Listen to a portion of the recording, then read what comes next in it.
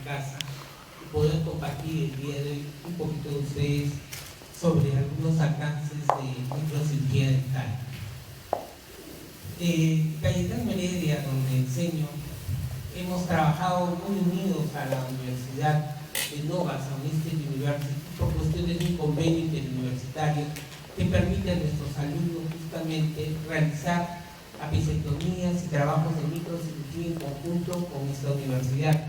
En los últimos 10 años hemos tenido visitas de ellos permanentes y también nuestros estudiantes de posgrado concurren a esta universidad.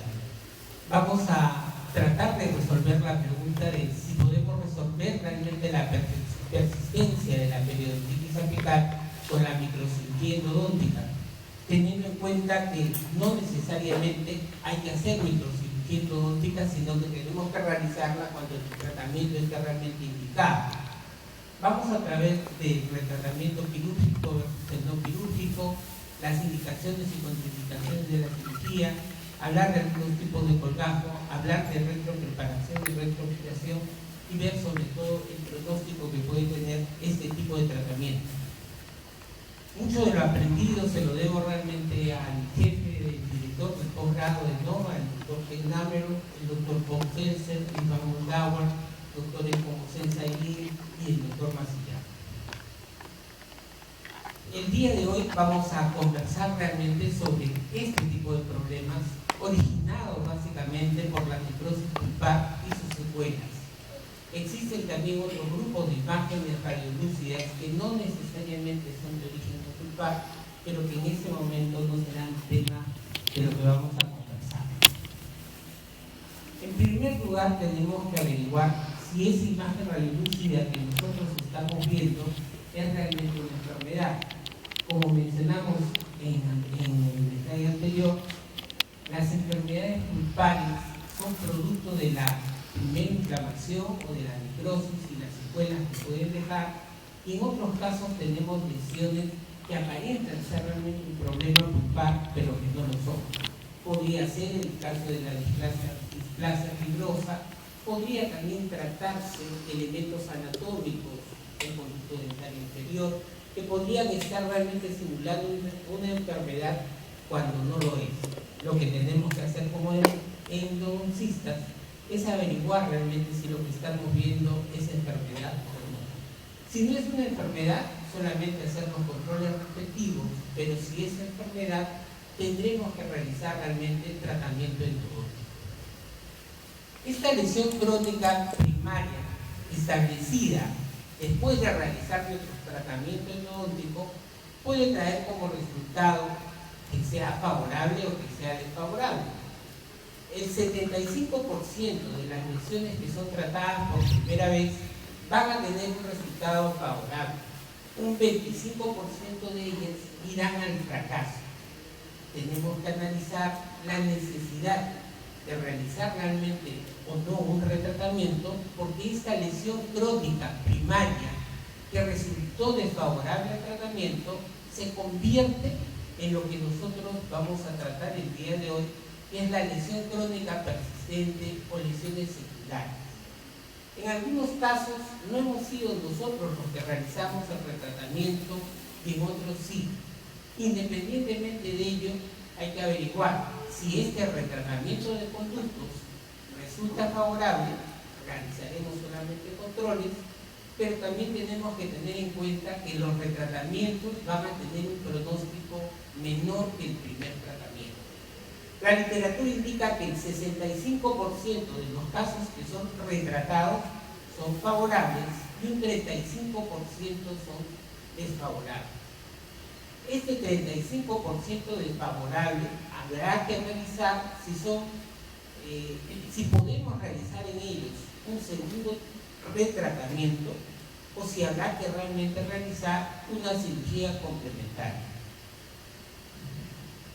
Este fracaso del segundo retratamiento o este fracaso de la cirugía complementaria también nos puede llevar a una técnica como el reimplante intencional o en algunos casos extremos a la extracción de las piezas dentarias y a pensar en su reemplazo tal vez a través de un aditamento protésico o a través de la colocación de un implante. No quiere decir que la cirugía complementaria, como vamos a ver adelante, sea 100% exitosa. Cuando juzgamos a nuestros colegas porque vemos una radiografía, después de que se hizo un tratamiento endodóntico, podríamos pensar que todavía acá persiste una imagen radiolúcida y que esto es un fracaso.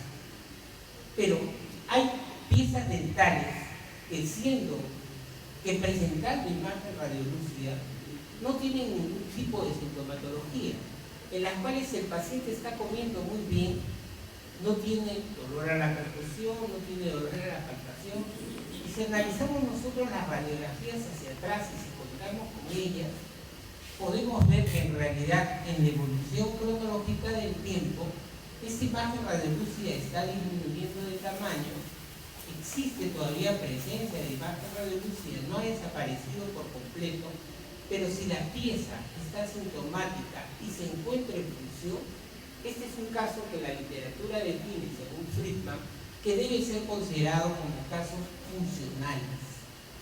Dientes que tienen imagen radiolúcida, que están sanando, que no han terminado de sanar, pero que en el transcurrir del tiempo van a sanar. Diversos autores han publicado que efectivamente no todas las piezas sanan después de la periodontitis apical. Miren que ninguno da porcentajes de que hay un completo saneamiento, pero sí reportan algunos que hay un número de piezas que están sanando.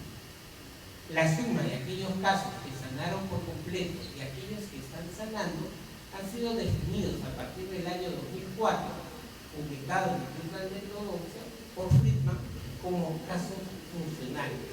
Y se puede considerar que, si bien es cierto, el 74% en promedio resultan como totalmente sanados, cuando hablamos de dientes funcionales podemos subir hasta aproximadamente el 94%.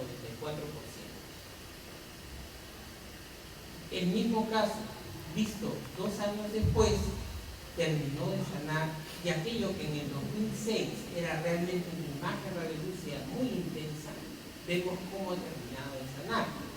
La literatura también dice de que no es cierto que solamente hay que esperar 2 años. Hay casos que demoran 4, 5, 6 años en reparar realmente por completo y totalmente. Hablemos un poquito de la primera lesión, la lesión crónica primaria. Lo primero que se nos dice es que el primer factor con respecto al pronóstico del tratamiento es la presencia de una imagen radiolúcida inicial. El endodoncista tiene que tener en cuenta que el porcentaje total del éxito, según los trabajos publicados en 2003 por la Universidad de Toronto, era del 81%. En este trabajo de corte longitudinal, miren ustedes que cuando la imagen radiolúcida estuvo presente, periodontitis apical, el éxito bajó al 74%, y que inclusive cuando esta estaba ausente, el éxito subió al 92%, pero no quiere decir que fue 100% exitoso. Esto es importante porque no solamente el estudiante, sino el odontólogo general, el especialista que no es endodoncista, espera que cuando requiere un caso para endodoncia, el 100% sea exitoso. Y la realidad es que la anatomía es tan compleja que en el mejor de los casos estamos en índices publicados entre el 92 y el 96 y 98% de éxito, siendo especialmente la anatomía compleja del interior del conducto radicular, donde inclusive en caso de ausencia de imagen radiolúcida nos puede llevar al fracaso. Pero hay que tener en cuenta que si tenemos una imagen radiolúcida y el diente está necrótico, hay una alta probabilidad, 26%, de que nuestro tratamiento no resulte exitoso la primera vez. Pero tenemos que decirle a nuestros pacientes que esto es un fracaso. La respuesta es no. Recuerden ustedes que casi 3 de cada 4 casos van a resultar exitosos.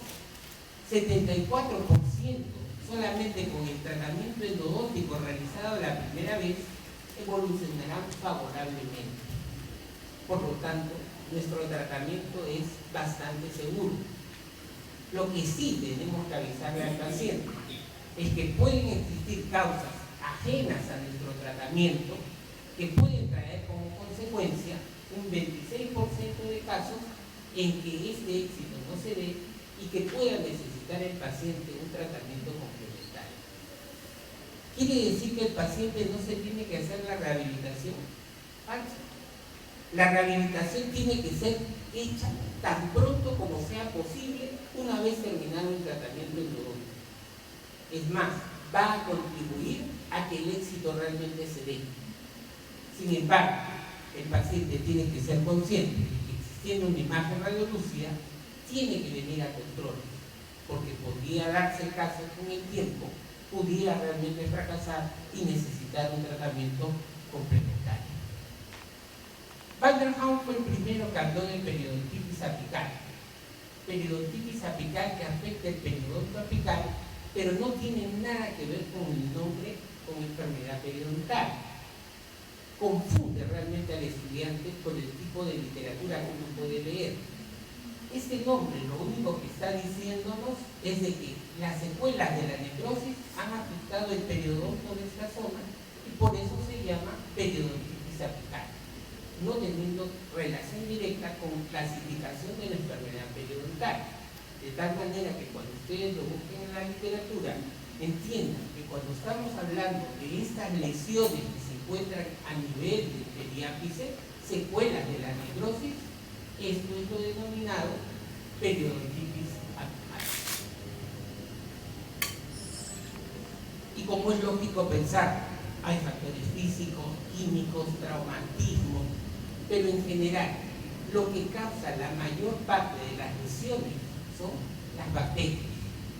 Cuando hablamos de la periodontitis apical primaria, esta es consecuencia de bacterias que invadieron no solamente el interior del conducto radicular, sino que se meten en las paredes del conducto, en las partes laterales. Ingresan no solamente al sistema, ingresan a los cistos, ingresan a los túbulos, invaden las paredes porque su tamaño se lo permite. De tal manera que no solamente contaminan el interior de la luz, sino las paredes dentarias. Entonces, esto es importante considerar porque se presentan lesiones secundarias. Y estas lesiones secundarias, como bien menciona la doctora Tatiana Aguilar Heredia, son consecuencia del fracaso del primer tratamiento. Aquellos casos donde realizamos aparentemente un buen tratamiento de conducto, pero donde existía imagen radiolúcida y el paciente sigue con sintomatología clínica, a pesar de un correcto tratamiento de conductos, nos indican que acá existe persistencia bacteriana. Este dolor se debe a presencia de bacterias. ¿Son las bacterias las mismas iniciales? La respuesta es no. Las dos de la izquierda corresponden a las infecciones primarias y las dos de la derecha a las secundarias. En el acceso perirradicular agudo tenemos porfiromonas, treponemas, fusobacterias, bacteroides, preboteles, criptococos, o en la lesión supurante, donde tenemos una fístula, tenemos ese acceso que tiene básicamente bacteroides, treponemas, prebotelas, porfiromonas, fusobacterias, criptococos, fusobacterios, actinomyces y campylobacter. Sin embargo, todos sabemos que cuando limpiamos el conducto, desinfectamos, irrigamos, colocamos un clorito de sodio, clorexidina, hidróxido de calcio, paramonoclorofenol y cualquier otro medicamento, disminuimos la carga bacteriana. Pero esa carga bacteriana va a hacer que algunas bacterias todavía sobrevivan, resistentes a nuestros procedimientos de limpieza y conformación. Y vamos a obturar con un remanente de bacterias. Aquellas zonas de los sismos, aquellas zonas de comunicación entre conductos, donde el irrigante no llegó, donde las limas no llegaron, son donde las bacterias pueden persistir y en condiciones adecuadas, donde encuentran nutrientes para desarrollarse, vamos a tener la aparición de lo que se conoce con el nombre de infecciones secundarias o infecciones persistentes. Dentro de ellas, el comúnmente más conocido, el enterococo fecalis. Pero también podemos encontrar actinomyces, streptococo, cándida, propionibacterium, estafilococos y pseudomonas.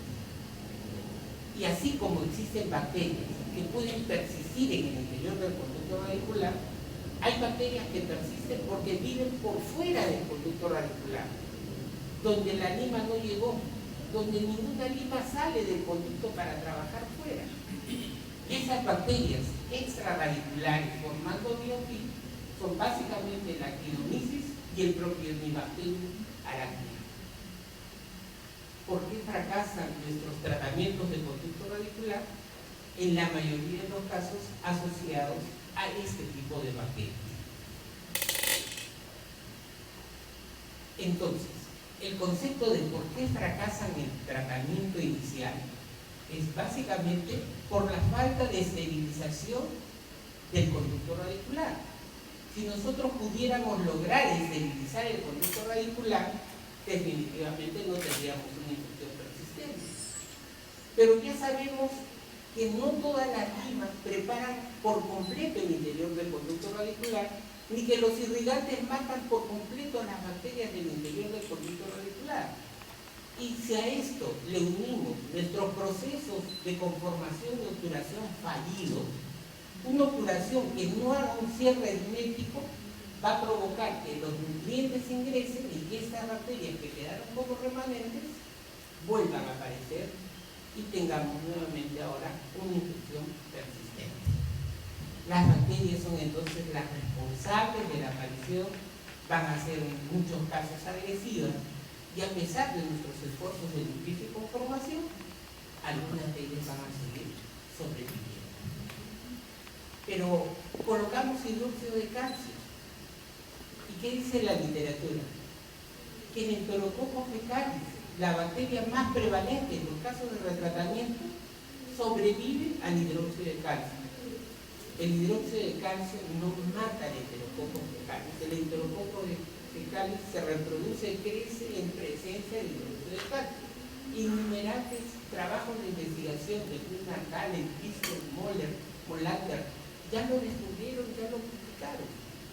Entonces tenemos que entender que en algunos casos tenemos que ser inclusive un poco más agresivos con nuestros procedimientos de limpieza y conformación. Pero cuando fracasa el tratamiento, ¿tengo que inmediatamente hacerle una cirugía fecal? Y la respuesta es que en ninguna forma se debe tomar la cirugía como la primera opción ante una endodoncia convencional que no ha sido exitosa. La mayor causa de fracaso en realidad es la inadecuada preparación del conducto radicular llevando a una obturación deficiente. En otras palabras, lo que tenemos que hacer es un retratamiento y corregir lo que anteriormente se hizo mal. La cirugía endodóntica es el tratamiento de elección para los dientes que no pueden ser adecuadamente tratados mediante tratamientos endodónticos convencionales. Inclusive las infecciones persistentes, si las tratamos de la manera adecuada, como este caso desarrollado en una sola sección, donde se mejoró los tamaños de la preparación para permitir que el irrigante ingresara y limpiara, realizados en una sola vez, podemos ver como un año después tenemos un resultado verdaderamente exitoso. Y la estrategia está en mejorar la preparación biomecánica, recuerden lo que se había hecho aquí y lo que hay que hacer acá, mejorar esta preparación, no dejar este tipo de espacios, permitir que realmente el irrigante llegue para lograr obtener el resultado que realmente estamos buscando.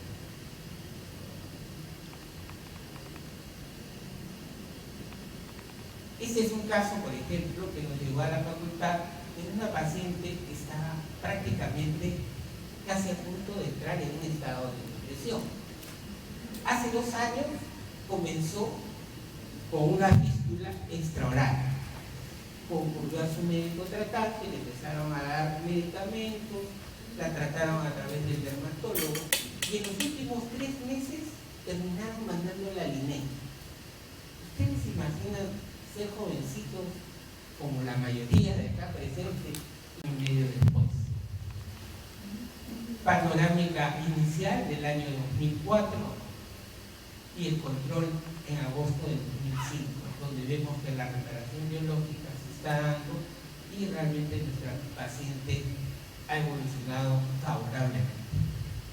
Entonces, ante el primer fracaso, el tratamiento de elección siempre debe ser el retratamiento no quirúrgico.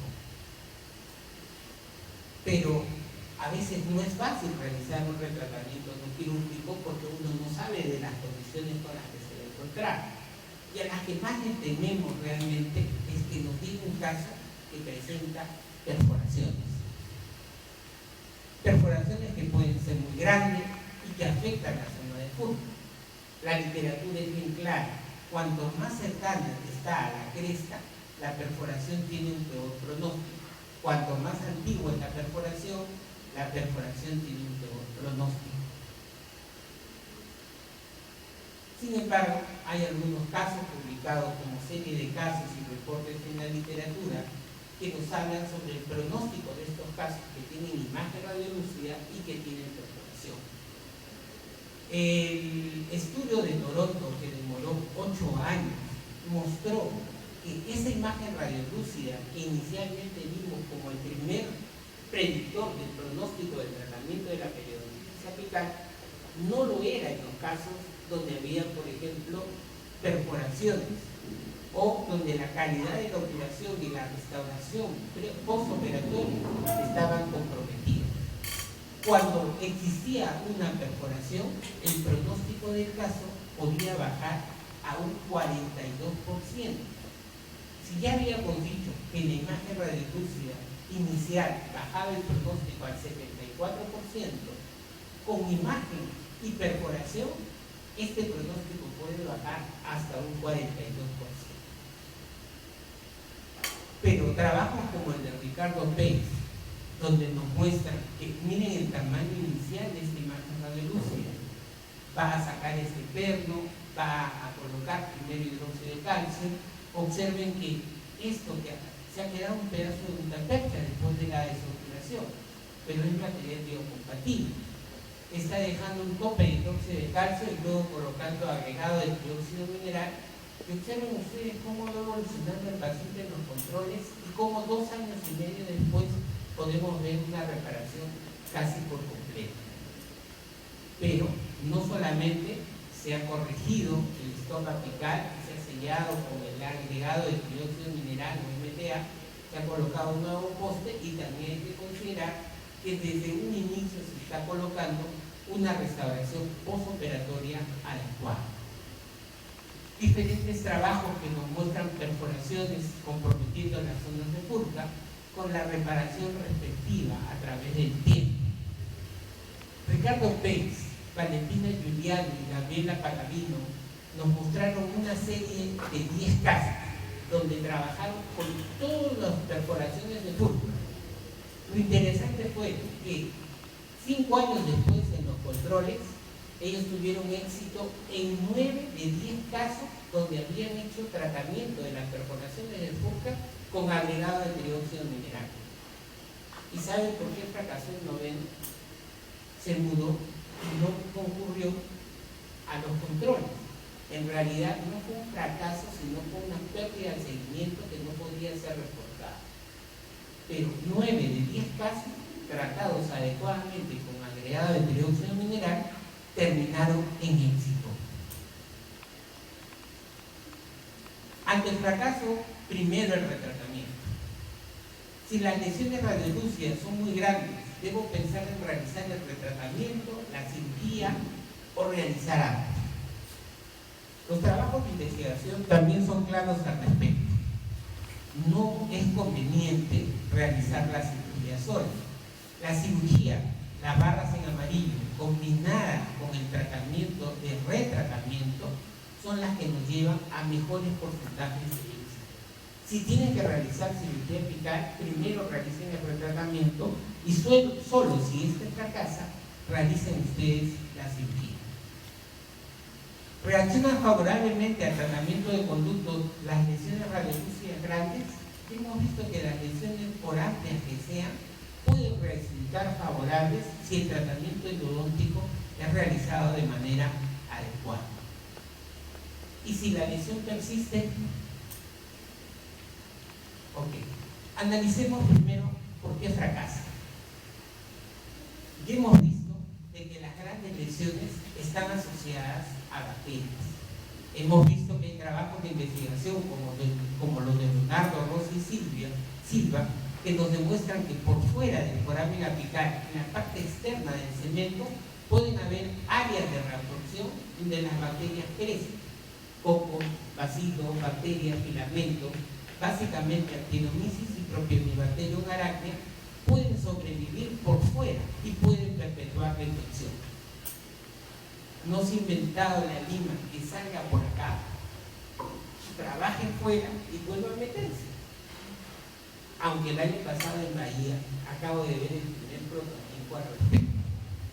Es una lima tipo paraguas, pequeñita, que ingresa, se abre, limpia, cierras el paraguas y la vuelves a hacer. No sé cuánto tiempo demoren en comercializarla, pero por lo menos ya existe la idea de ver cómo podríamos trabajar esta parte que en este momento es realmente un problema porque esa parte no es tocada por ningún instrumento. Los trabajos de investigación, por ejemplo los de Mario Roberto Leonardo, nos dicen que los microorganismos estaban siempre presentes en dientes con necrosis pulpar y lesiones periapicales radiográficamente visibles. Ellos incluían cocos, bacilos, filamentos y la presencia de un biofilm apical. El biofilm apical es clínicamente importante porque las biopelículas microbianas son inherentemente resistentes a los agentes antimicrobianos y no pueden ser removidas por preparación biomecánica sola. Si no las podemos remover y los antimicrobianos no les hacen efecto, esto puede causar fracaso del tratamiento de endodoncia como consecuencia de una infección persistente. No quiere decir de que todos somos nosotros responsables. Las bacterias que trae el propio paciente y las características de su biofilm pueden ser los condicionantes del fracaso. El biofilm bacteriano es personal y está en cada uno de nosotros y el desarrollo de él puede llevar al fracaso del tratamiento. En el Journal de Endodoncia del año 2010, Domenico Ricucci también habla del biofilm apical y de la periodontitis apical. En las conclusiones de su trabajo nos dice: la periodontitis apical es una enfermedad inducida por la presencia del biofilm. La estructura morfológica del biofilm varía caso por caso y un patrón no único fue identificado en cada caso. Las biopelículas son más propensas a estar presentes en asociación con procesos patológicos crónicos, incluyendo las lesiones grandes y la presencia de quistes radiculares. Acá tenemos el trabajo de Domenico Ricucci.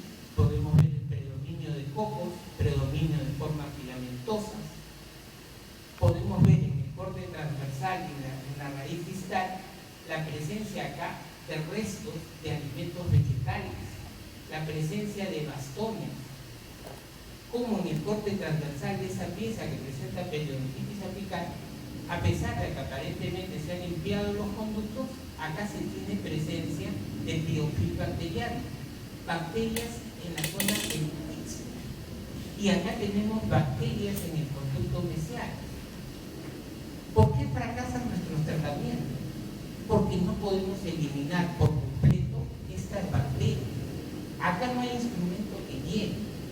Por eso es importante mejorar nuestras técnicas de irrigación, pensar en la irrigación ultrasónica pasiva, pensar en el uso de Endovac por presión negativa, de una u otra manera combinar irrigantes como LDA y hipoclorito de sodio. Un segundo molar inferior que presenta imagen radiolúcida y conserven ustedes este biofilm bacteriano, presencia de un granuloma y presencia en la parte interna del conducto radicular del biofilm dentro del foramen, predominio de formas filamentosas. En la parte externa de la raíz, observen las flechas. Y miren en esta pieza que tiene imagen radiolúcida, como en toda la parte externa, esta está coberturada por biofilm bacteriano. Y en esta parte externa no llegan nuestros instrumentos, no llegan nuestros irrigantes.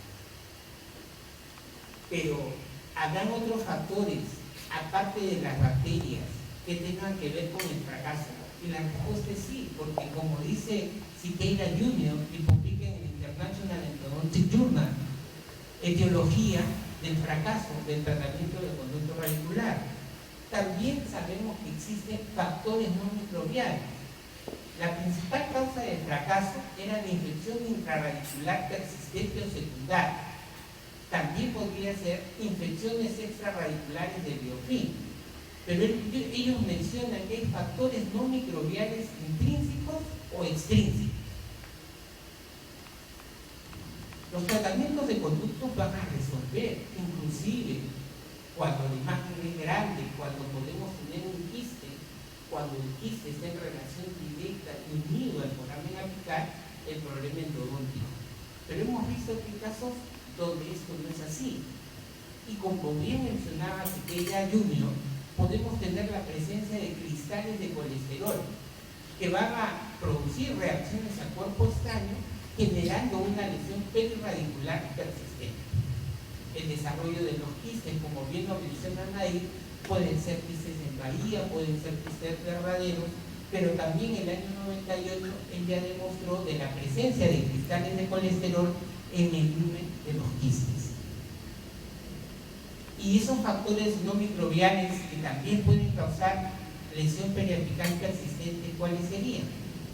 Los trabajos de investigación nos demuestran que el talco que queda contaminado en los conos de gutapercha pueden generar una infección persistente.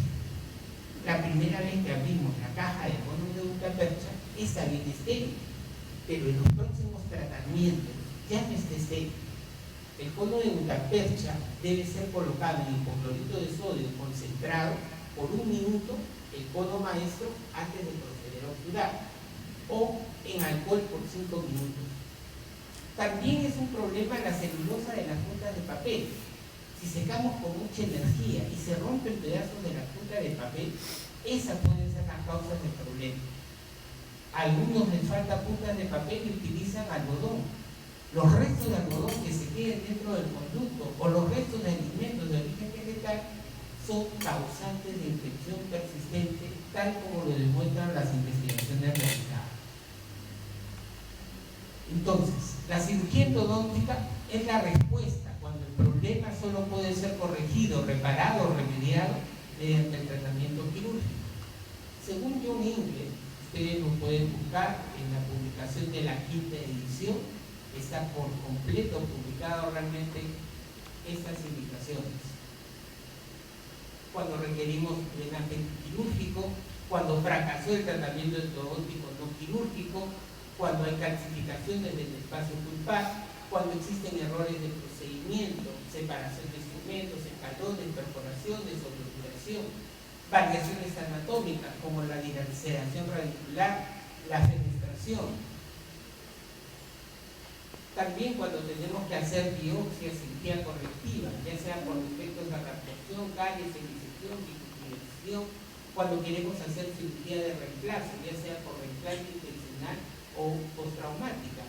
Y en algunas escuelas enseñan a los endodoncistas también a colocar implantes, ya sean estos endodónticos o oso integrado. Pero no siempre se puede hacer cirugía. Y lo primero que tenemos que evaluar es realmente el adecuado soporte periodontal. Cuando hacemos apicectomía, la pieza va a presentar pérdida de 3 milímetros del arco radicular. Por lo tanto, lo que quede de raíz tiene que tener una proporción mínima de 1 a 1 para que garantice que la pieza realmente sea restaurada. Las raíces cortas pueden tener soporte inadecuado y no ser candidatas realmente a un tratamiento de apicectomía. Hay que verificar con el rehabilitador que realmente la pieza se pueda restaurar, pero hay que hacerlo antes del acto quirúrgico. No operen ni pregunten. Está contraindicada cuando el paciente tiene acceso difícil. ya sea no abre la boca, tiene la boca pequeñita, tiene el ápice guiado fuera del acceso quirúrgico, o cuando las condiciones médicas lo contraindican, presencia de endocarditis, presencia de desórdenes hematológicos, cuando el paciente está teniendo terapia con esteroides. En algunos casos habrá que hablar con el médico para que realmente hacer la profilaxis antibiótica, hacer los controles hematológicos para que ellos se estabilicen o ajustar sus dosis antes de la cirugía en el caso de los esteroides. Sin embargo, en los últimos años hemos estado recibiendo pacientes que están tomando bifosfonatos. Los bifosfonatos pueden llevarnos a una osteonecrosis y el problema está en que se dan para casos de síndrome de Paget, para algunos tipos de cánceres, donde el paciente generalmente está hospitalizado y no hay problema porque son pacientes fácilmente identificables. El otro grupo de pacientes que toman bifosfonatos son las damas que tienen osteoporosis o que entraron en una etapa posmenopáusica y se están dando con el nombre de fijadores de calcio. Y el problema está en que a veces ellas no reconocen que están tomando bifosfonatos y no lo dicen.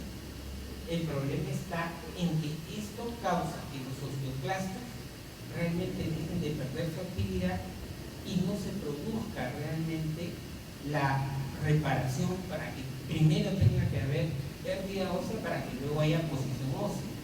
Y al intervenir los bifosfonatos, los pacientes que los empiezan a tomar pueden realmente tener efectos a largo plazo.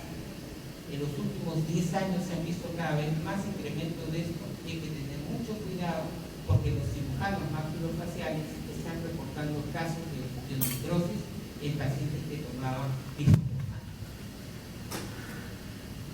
Cuando vamos a hacer microcirugía endodóntica, porque hemos definido que está indicada, hay que tener en cuenta que esta está asociada a magnificación, instrumentación e iluminación. Es verdad que la magnificación es importante, el microscopio es la primera gran alternativa, pero también lo podemos hacer a través del uso de lupas. Las lupas van a dar el primer aumento del microscopio. La iluminación es importante, ya sea a través de lupas con luz o la luz del propio microscopio, y no dejar de lado el tener el instrumental adecuado. La cirugía endodóntica moderna es mucho más precisa, permite hacer una osteotomía mucho más pequeña, los biseles angulares que cortamos son más pequeñitos, identificamos el foramen más fácilmente, podemos hacer una reparación más exacta y una obturación retrógrada mucho más exacta. Cuando tenemos persistencia de esta imagen radiolúcida y el paciente está sintomático y fracasó el retratamiento, está indicada entonces la microcirugía.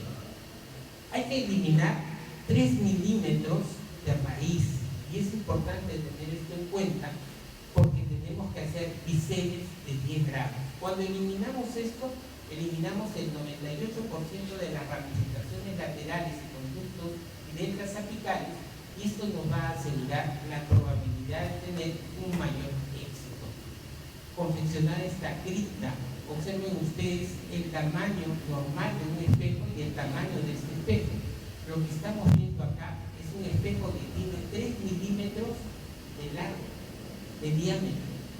Es importante poder identificar este tipo de estructuras. Es importante contar con instrumental adecuado. La microcirugía va a resolver el problema, pero si vamos a trabajar con magnificación, tenemos que tener instrumentos que puedan realmente llegar a la cavidad que nosotros vamos a trabajar. Y vamos a obtener buenos resultados de control en el tiempo. Vamos a hablar un poquito de la secuencia, del diseño del colgajo, las incisiones, la osteotomía, el curetaje, la resección, la preparación retrógrada y reestructuración, la reposición del colgajo, los cuidados y retiro de la sutura. La cirugía endodóntica requiere acceso total al hueso y a la raíz, por lo que la separación total del tejido blando es indispensable. Otros tipos de colgajo no levantan periósteo, tejido conectivo y mucosa. En el caso nuestro, sí es una incisión de espesor completo. Estos de espesor parcial solamente son indicados en los tratamientos periodontales. Cuando hacemos nuestro diseño, tenemos que tener en cuenta el número de dientes involucrados, tamaño y forma de las raíces, la presencia o ausencia de una lesión parcial de herida, el acceso requerido para lograr el objetivo quirúrgico, la cantidad de tejido óseo que cubre el área, la presencia de coronas, especialmente en el sector anterior, en los dientes vecinos que pueden estar involucrados en el diseño del colgajo, la existencia y profundidad de bolsas periodontales, la localización de inserciones musculares, la altura o profundidad del vestíbulo, la localización de estructuras anatómicas como paquetes neurovasculares o senos maxilares que pueden intervenir y hacernos variar el diseño respectivo. Básicamente existen 4 tipos de colgajo: el triangular, rectangular, submarginal o 8 Maillot y el colgajo semilunar. Cuando hablamos del triangular o de Reimholler, es una incisión vertical de la cresta de 1 o 2 milímetros con una incisión circular directa horizontal al hueso a lo largo de la cresta gingival. Involucra 2 o 3 dientes del lado opuesto, una incisión vertical, una circular, y levantamos el colgajo. En clínica, esto sería así: esta es la pieza involucrada, está haciendo el colgajo respectivo, estamos viendo el retiro respectivo. Posteriormente los que dominan, observen ustedes cómo estas piezas prácticamente no tienen hueso casi las puntas. Está colocando el relleno respectivo y luego los controles. Los controles podemos ver la evolución en el tiempo. El control, este es un segundo colgajo triangular. La pieza 2.5 y 2.6 con sintomatología post-tratamiento, el diseño del colgajo desde la 2.5 circular hasta la 2.7 para poder tener acceso a la zona apical tanto de la 2.5 como de la raíz mesial del molar. Observen ustedes que nosotros tenemos que utilizar una anestesia de preferencia de una concentración de 1 en 50.000. La que normalmente usamos es de concentraciones de 1 en 100.000 o 1 en 80.000. En este caso la concentración de epinefrina es mucho mayor para ayudarnos en lo que es el control de la hemostasia. Una vez que se ha hecho el diseño del colgajo y se ha levantado el colgajo, se ha retraído con los separadores, nosotros tenemos que cortar los últimos 3 milímetros. Dijimos que era importante para eliminar los centros apicales y conectos laterales. Pero luego hay que preparar una cavidad en el interior del diente de 3 milímetros de profundidad. Vamos a utilizar puntas de ultrasonido especiales de microcirugía. Existen las puntas del sistema ProUltra, existen las puntas del sistema KISS, y tengo entendido que a Perú van a llegar las puntas de Capelli. Estas puntas de ultrasonido van a permitir que retiremos una percha y preparemos una cavidad de 3 milímetros de profundidad. Esta cavidad debe ser inspeccionada. Posteriormente debemos rellenar con materiales como el Super EVA o como el agregado de dióxido mineral. En el caso del Super EVA puede ser nuevo pulido. Procederemos a hacer la soldura correspondiente y acabemos el control en el momento del retiro de puntos de este caso. Acá tenemos otro colgajo triangular. Observen ustedes la lesión, lo que fue el tratamiento inicial, el tratamiento y el fracaso del tratamiento. El paciente eligió que hiciéramos el tratamiento quirúrgico. Acá estamos viendo el colgajo triangular, el levantamiento del colgajo, la exposición de la lesión después de retirar el tejido de granulación y tomar la muestra correspondiente. Vean ustedes que se ha cortado los 3 milímetros apicales, la preparación con la punta ultrasónica. Observen que estos 3 milímetros de la punta tienen que entrar por completo retirando una percha y preparando una cavidad. Esta cavidad debe ser inspeccionada, tiene que estar limpia de residuos de la percha para posteriormente ser rellenada con materiales como el agregado de dióxido mineral o como el Super EVA. En este caso, por el tamaño de la lesión, adicionalmente se colocó hueso humano liofilizado y membrana, el hueso mezclado con sangre. Posteriormente es preparada la membrana y colocada encima.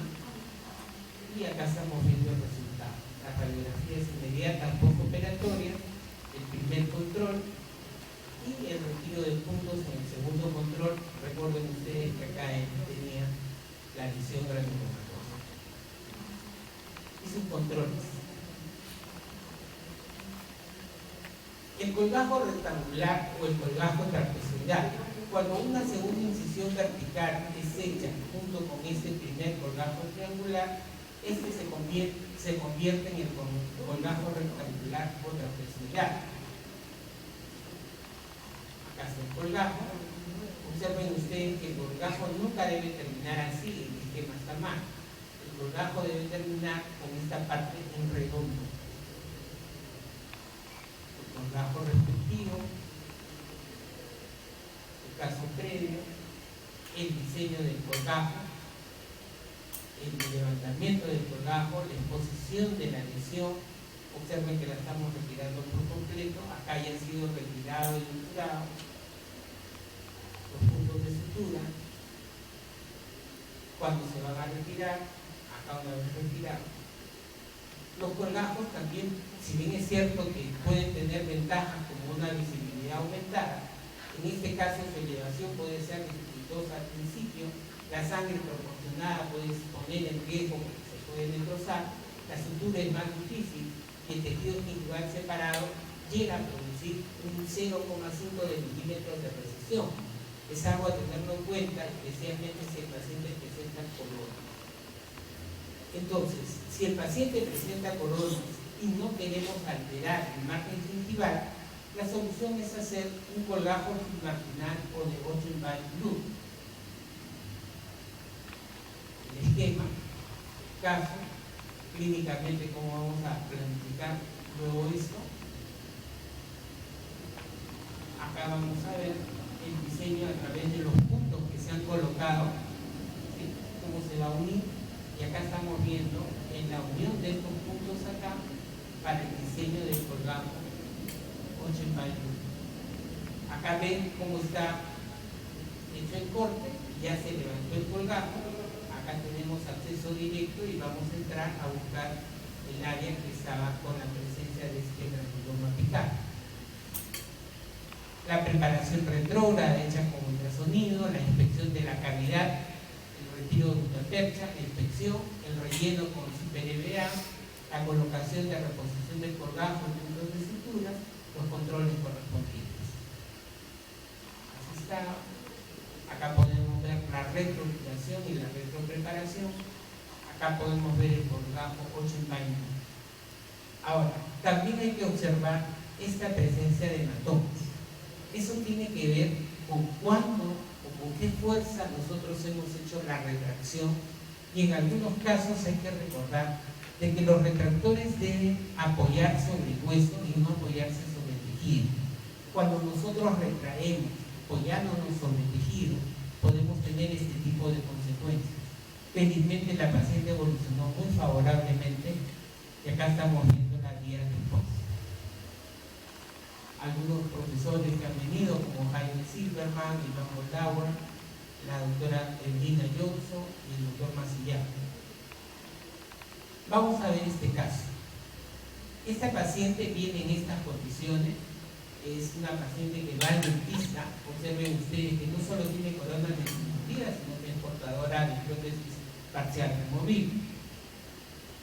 Ella concurre y dice: no me gusta el diseño de mi sonrisa, o sea, a pesar de todo lo que estoy invirtiendo, no me siento conforme con el tratamiento. Es verdad que tiene presencia de placa, esta corona se ha roto, pero en general ella no está contenta con eso. Se habla entonces con periodoncia, y periodoncia dice: bueno, el principal problema del sector anterior es la presencia del frenillo. Hay que hacer que el frenillo se retire para que realmente esta encía no esté siendo retraída por él y pueda bajar correctamente.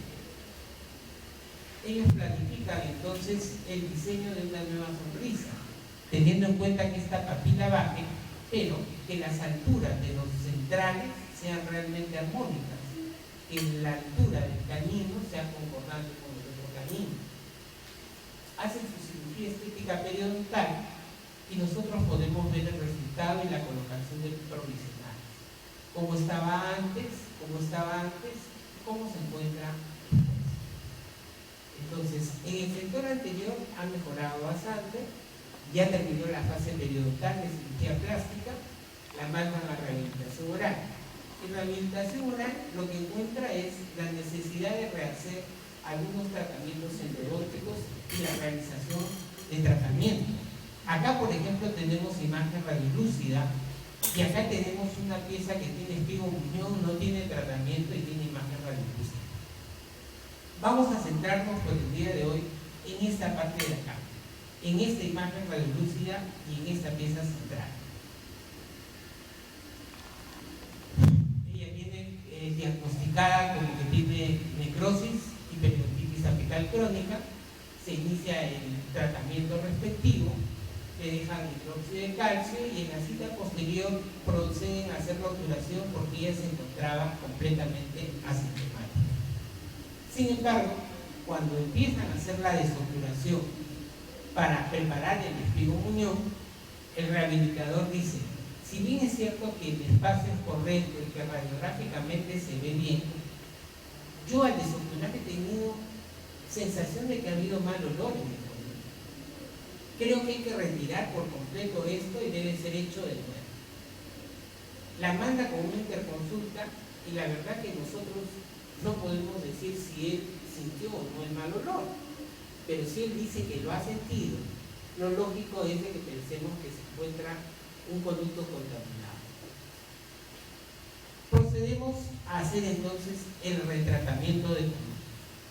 Eliminamos por completo la ultrapercha, en varias citas colocamos hidróxido de calcio, la paciente se encuentra asintomática y por fin está en condiciones de que sea nuevamente obturada.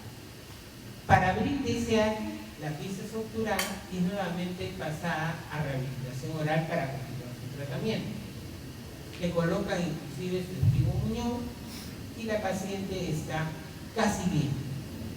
Y cuando digo casi bien, es porque en diciembre la paciente empieza a manifestar dolor en el nivel apical. Ella dice: el diente no me duele, pero cada vez que yo me trato de maquillar, me toco la parte de arriba y me duele. Si yo me pongo el dedo en esta parte, me duele. Discutimos el caso y la verdad que pensamos que ante un tamaño de este espigo muñón, quererlo retirar iba a significar la presencia de una fractura. Y por otro lado, la sospecha es de que probablemente teníamos acá una fenestración. Entonces, la cirugía realmente es indicada. Acá tenemos el caso y el primer problema que se presenta es: ¿qué va a pasar con la cirugía periodontal? Acuérdense que la paciente ya le remodelaron la sonrisa, la cirugía plástica periodontal con exitosa y no tenemos que alterar la cirugía plástica realizada. Entonces, el colgajo indicado acá es un 8 paños. Se hace, encontramos la fenestración, observen ustedes acá el colgajo, lo van a ver mejor acá. El diseño del colgajo, la fenestración, la preparación de la cavidad, la obturación de la cavidad, en este caso con su PLVA, la sutura correspondiente, la postcirugía inmediata, 18 meses después de iniciar el tratamiento inicial y 5 meses después de la microcirugía apical. Observen ustedes la recuperación de los tejidos. Nosotros no llegamos a alterar para nada la cirugía periodontal que le había realizado a la paciente y desde un punto de vista endodóntico hemos complementado el tratamiento inicial con un tratamiento quirúrgico sin alterar lo que anteriormente se había realizado. El otro colgajo es el semilunar, pero prácticamente el colgajo semilunar ya en la práctica no se utiliza. Este colgajo semilunar se utilizaba mucho anteriormente, pero tiene muchas desventajas. La poca extensión del colgajo disminuye la visibilidad y el acceso es reducido. Si calculamos mal el tamaño de la lesión, la incisión puede cruzar el defecto. Se debe aplicar fuerza para levantar el colgajo. La sutura es más difícil. Si la incisión se hace muy cerca del margen gingival, no pueden presentar fenestración. De todos los colgajos, es el que menos se hace en la actualidad. ¿Por qué retirar los últimos 3 milímetros apicales? Trabajos como los de Von Ars, los de Arenz y los de Sigmund King nos dicen que en el primer milímetro radicular hay solamente 52% de ramificación. En el segundo milímetro 78%, pero si cortamos 3 milímetros, eliminamos 98% de estas ramificaciones lentas apicales. Conductos laterales vamos a eliminar 97%. Por eso, ¿cuánto tengo que cortar? Tengo que cortar 3 milímetros y debemos acostumbrarnos a que esto que cortamos, el tejido de granulación involucrado, deben ser enviados para estudio anatomopatológico. Y es importante cortar de 0 a 10 grados en una superficie casi plana para que realmente la eliminación sea total. Si nosotros cortamos en bisel, como sale en el número 1 o en el número 2, nunca eliminaremos esta cantidad de ramificaciones y conductos laterales que pueden ser los responsables directos del fracaso endodóntico. Cuando hacemos preparación retrógrada y queremos hacer reestructuración, tenemos que tener una cavidad seca. Y eso implica la utilización de agentes mecánicos, químicos, biológicos, hemostáticos absorbibles, de química física o mecánica, cualquiera de ellos, pero que nos permita tener una cavidad seca. Las más utilizadas son las bolitas de algodón saturadas con adrenalina y con otros vasoconstrictores, como por ejemplo el Reisinger. Esa primera bolita que contiene Reisinger, 0.20 miligramos de adrenalina racémica, debe ser comprimida contra el fondo de la cavidad. Luego, 4 tolundas de algodón sin Reisinger simplemente deben ejercer acción mecánica. Durante 1 minuto a 1 minuto y medio debemos mantenerla dentro de la cavidad. Luego de ello, dejamos la primera que tenía Reisinger y quitamos las tolundas 2, 3, 4 y 5. Las 4 colocamos encima. Y con esta puesta contra el tejido óseo, vamos a hacer la retropreparación y la retroobturación en una cavidad completamente seca. Concentraciones mayores de adrenalina racémica podrían darnos mejor hemostasia, pero hay reportes de trabajos de investigación que dicen que estas modifican el pulso. Por ese motivo no son muy utilizadas en el endodontia. La que más se utiliza es el Reisinger número 2. El fracaso de la retropreparación clásica era que anteriormente se realizaba con fresa, y al realizarla con fresa la preparación no era precisa. En la actualidad se utiliza ultrasonido y podemos preparar inclusive la zona del istmo y podemos unir en las molares esas zonas y obturarlas de manera correcta.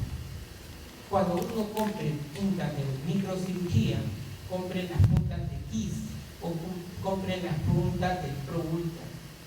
Tienen mejores formas, mejores tamaños y nos van a permitir una preparación mucho más segura y nos han dado resultados muy buenos en los últimos 8 a 10 años. Sin embargo, chequen ustedes que tenemos que usarlas de manera adecuada. Cuando uno utiliza el ultrasonido, este tiene un poder. Imagínense ustedes que el poder del ultrasonido es 10. Lo que tienen que hacer es utilizar entre 3 y 5. Si ustedes utilizan más, puede ser peligroso.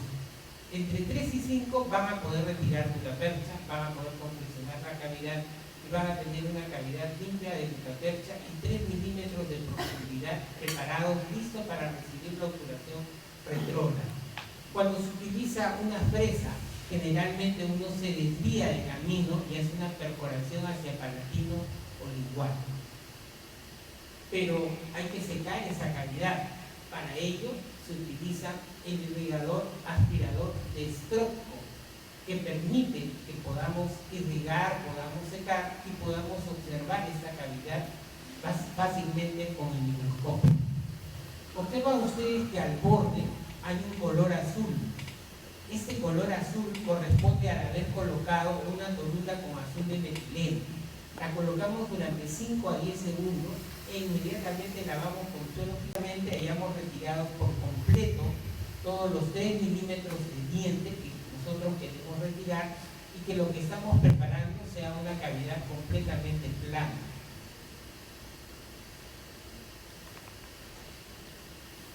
Todos los trabajos de investigación son a favor del uso del ultrasonido y las puntas ultrasónicas. Sin embargo, está publicado el trabajo de Brunet y de Moore.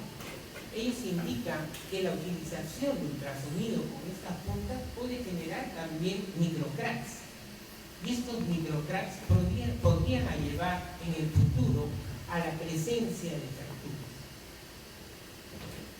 Cuando se le hizo una crítica al trabajo de Brunet y de Moore, se descubrió que los dientes que ellos utilizaron eran dientes de cadáveres extraídos hace mucho tiempo y que estaban resecos. Se le achacó a este trabajo que eso realmente podría ser la causa de lo que ellos encontraron. Sin embargo, cuando uno utiliza las puntas de ultrasonido con demasiada fuerza, podría también generar microcracks. De ahí que es importante utilizarla solamente con esa velocidad de entre 3 y 5. La reestructuración en el momento actual es mejor realizarla con el agregado de dióxido de mineral. Es un material biotóxico, biocompatible, que nos da una excelente calidad de sellado, induce a la biogénesis y a la cementogénesis. Es un material no reabsorbible. Durante años hemos tenido hueso humano reutilizado, amalgama, hidróxido de calcio, materiales adhesivos de número de vidrio. Los trabajos de investigación están a favor del Supereva, IRM y el agregado de dióxido mineral. El agregado de dióxido mineral tiene un pH coloidal de 12,5, tiene la más baja citotoxicidad, es un compuesto no mutagénico y que los trabajos de investigación resaltan que es superior al IRM o inclusive a la amalgama, a la Supereva también. Cuando se evaluó el sellado de las perforaciones, 8 dientes sellados con amalgama presentaron filtración, pero ninguna de las muestras estudiadas por Nakata o curadas con MPA llegó a presentar filtración. Los trabajos de Pitford nos muestran el crecimiento de una capa continua de cemento subyacente justamente a las zonas donde se colocó agregado de dióxido mineral, siendo este un material que en la actualidad es considerado como el ideal. Este es un caso de la paciente que viene con las piezas 3.5 y 3.6. Observen la pieza 3.5 que tenía una restauración de amalgama, pero está completamente expuesta. La presencia de la imagen radiolúcida, inicialmente esto está solo para filtración coronal. Se indica el tratamiento no quirúrgico, se realiza el retratamiento no quirúrgico, el paciente termina así, pero en el año posterior para el control, la imagen radiolúcida aparece y crece. Donde acá no había imagen, ahora tenemos una tremenda imagen. Y clínicamente, el paciente presenta ahora este tipo de fístula, con exposición prácticamente de la parte apical.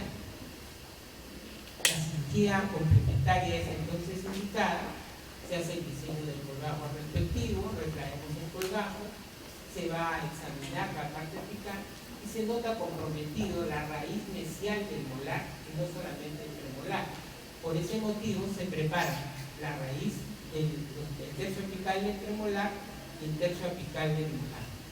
Acá vemos el acto quirúrgico en sí y el control al año tanto de la raíz mesial del molar como el molar, que terminaron siendo los dos trabajados al mismo tiempo.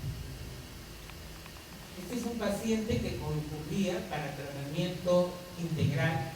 Habíamos realizado el tratamiento endodóntico, se encontraba en rehabilitación y nuestro estudiante de posgrado no entendía por qué le dolía. El paciente se quejaba de dolor en la zona apical y él mostraba sus radiografías y le decía, pero todo está bien y todo está bien. Decidimos entonces mandarla a hacer una tomografía para ver qué es lo que nosotros encontrábamos. Y miren lo que sale en la respuesta de la tomografía. La La pieza 1.1 presenta un espigo unión intraradicular, pero presenta un proceso osteolítico periapical, a descartar un granuloma. La pieza 2.1 presenta ensanchamiento del espacio periodontal apical y la pieza 2.2 presenta obturación del conducto radicular sobreextendida con falsa vía hacia el necio bucal, pérdida de continuidad en la superficie radicular apical, perforación hacia distal y proceso osteolítico periapical. La pieza 1.1, que acá podemos ver en la tomografía realmente la imagen, la pieza 2.1 y podemos ver la imagen radiolúcida, y la pieza 2.2 donde también podemos ver la imagen radiolúcida. Entonces, aquel paciente que se quejaba, que le dolía, realmente sí tenía motivos para quejarse. Definitivamente había zonas e imágenes radiolúcidas asociadas que estaban dando este tipo de sintomatología. El diseño del colgajo, Motion by Blue, el levantamiento del colgajo, y miren que solo al levantar el colgajo empezamos a ver estas áreas, y aquí empezamos a ver sobreoclusión. Se cortan los ápices respectivos y en este caso utilizamos un nuevo material de reestructuración. Al MTA se le han agregado partículas de vidrio mejorados y ahora se llama endosequence. El endosequence también viene como material de obturación, es un vidrio activo que se ha incorporado a las partículas de MTA. Podemos ver la adhesión de los fibroblastos y realmente este material es altamente bioactivo y promueve eficientemente la biomineralización. Reportes desde el año 2011 de Pasalo nos indican que este material realmente es nuevo, permite manipularlo más fácilmente, pero nos da mejores resultados que el que nos daba el MTA convencional. En caso del preoperatorio, las obturaciones respectivas de las tres piezas, el control respectivo, podemos ver la evolución de los tejidos blandos y también podemos ver en el control las piezas ya se encuentran asintomáticas, la paciente ya no tiene ninguna molestia, se ha eliminado realmente el granuloma apical que ella tenía y se han realizado las obturaciones a retroobturación respectiva. Pero podemos tener casos donde las lesiones son un poco más grandes. En este caso, por ejemplo, la sintomatología, cuando uno hacía la palpación, encontraba resiliencia, como si uno estuviera aplastando acá un globo de carnaval inflado con agua. Entonces, acá suponemos ya la presencia de un quiste. Hicimos el tratamiento respectivo de las dos piezas vecinas, la radiografía panorámica antes de la operación, la radiografía oclusal antes de la operación, la tomografía en CONBIN, que nos demuestra el tamaño verdadero de la lesión. Podemos observar el tamaño y las tablas comprometidas. La lesión es true and true. El levantamiento del colgajo con una incisión intrasulcar, la osteotomía respectiva.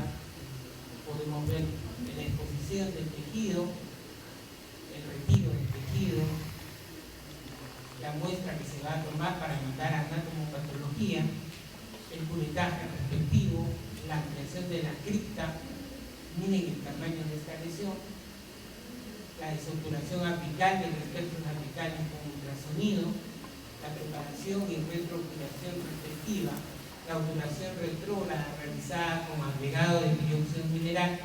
Acá estamos viendo la retropreparación. Acá vemos la cavidad y la obturación ya con NPA en el momento de la sutura. Acá se ha colocado sulfato de calcio con un relleno.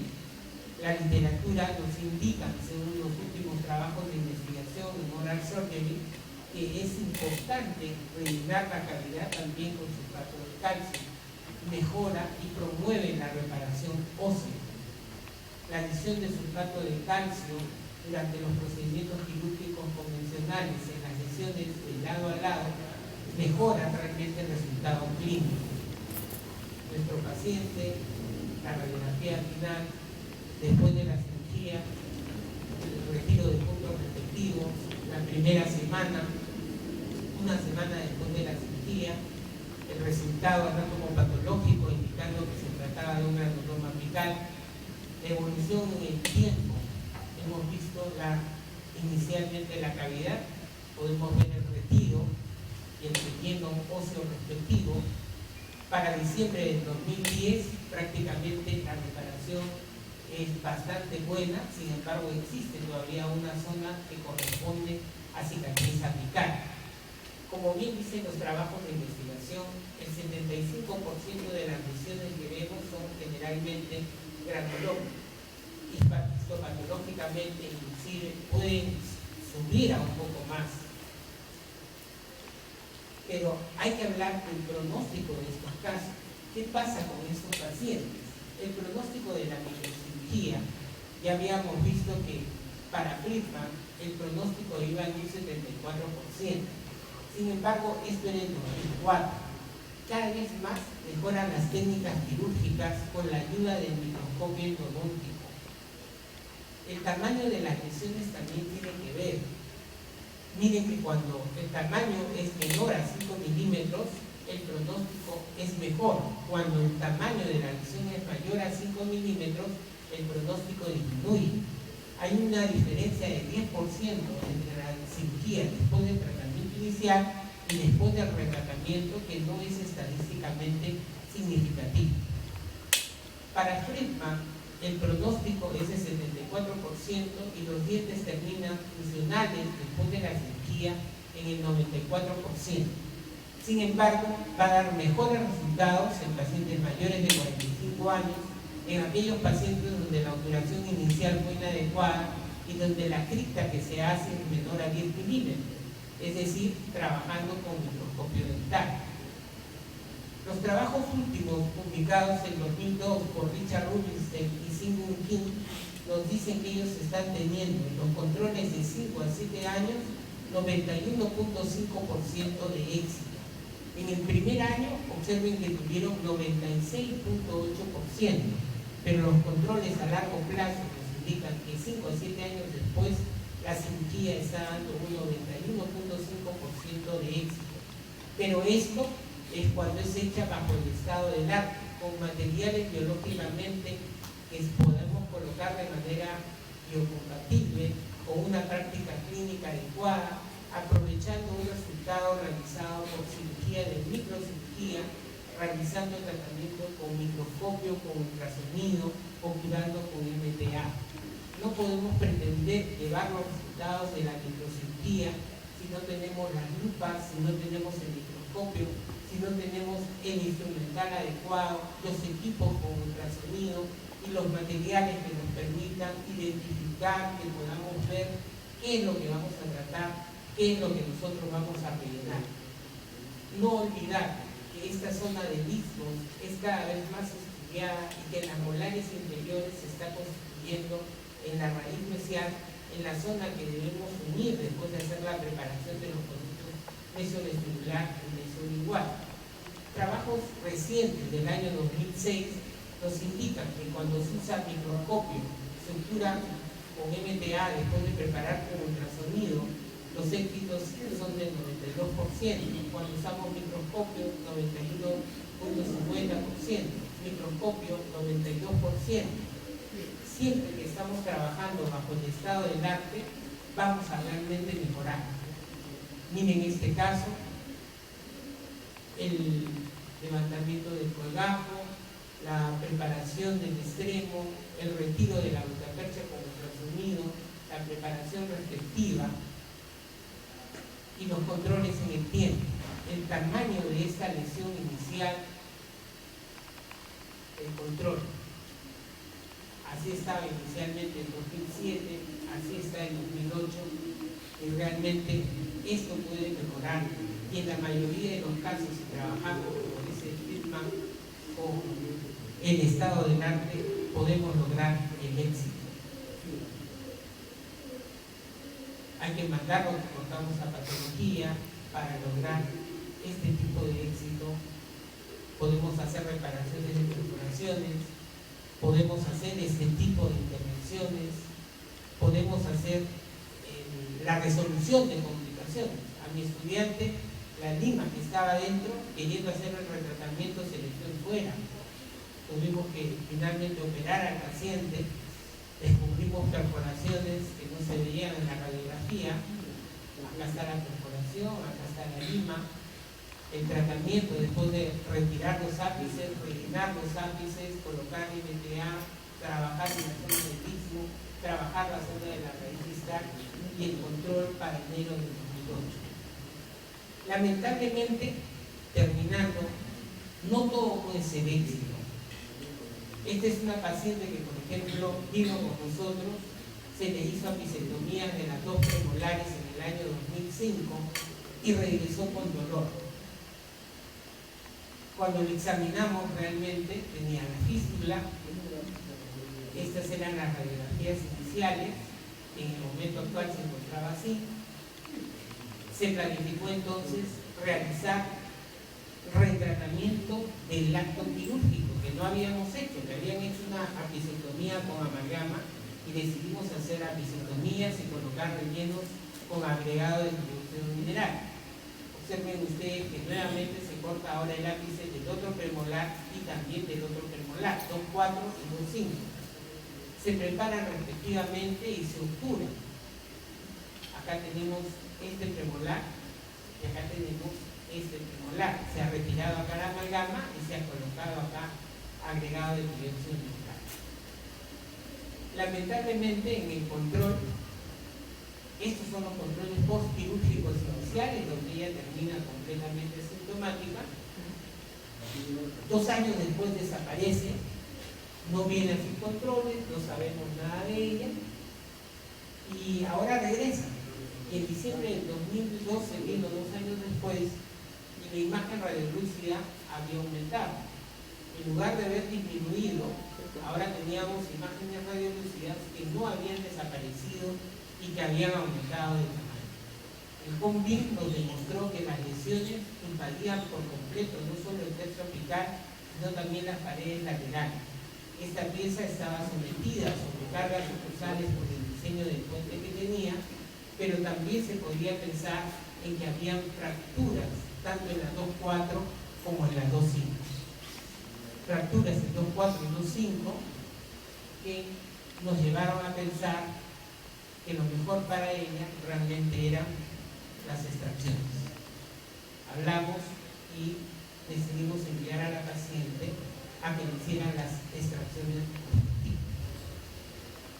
Entonces, no todos los casos tratados con microcirugía son tampoco éxitos. También existen los fracasos. Recuerden ustedes los trabajos de Simon King y de Rubinstein. Los controles iniciales del año daban 96.8% de éxito, pero los controles de 5 a 7 años nos dan solo 91.5%, indicando una probabilidad de un 8.5% de casos donde la cirugía apical, aunque sea hecha con el estado del arte, con microscopios, ultrasonido y el mejor material, también puede ir al fracaso. No es mi intención que piensen en hacer cirugía apical siempre que un tratamiento de conducto fracase. En la primera parte les he demostrado que el mejor resultado ante el fracaso es realizar realmente un retratamiento. Y solamente deberíamos pensar en el acto quirúrgico cuando están las indicaciones claramente dadas, según lo manifiesta el doctor John England, o cuando vemos que realmente el retratamiento que nosotros efectuamos no trajo como resultado algo favorable. Sin embargo, no vendamos al paciente tampoco la idea de que la microcirugía apical no es todo, porque realmente también estos casos tienen su porcentaje de fracaso. Un gran amigo que me enseñó mucho de cirugía, un peruano que está en Nova Southeastern, el doctor Jaime Silverman, que nos visitará muy pronto. Cualquier consulta que tenga, carlos.tendiola@